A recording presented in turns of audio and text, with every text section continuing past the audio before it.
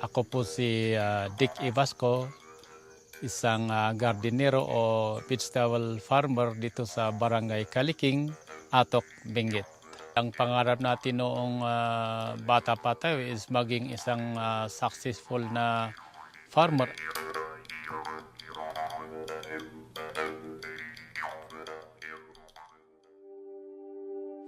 Thank you, God, for this beautiful day, beautiful morning. And thank you, God, for this bread that that was prepared this morning.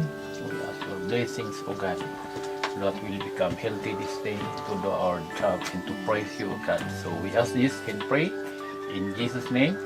Amen.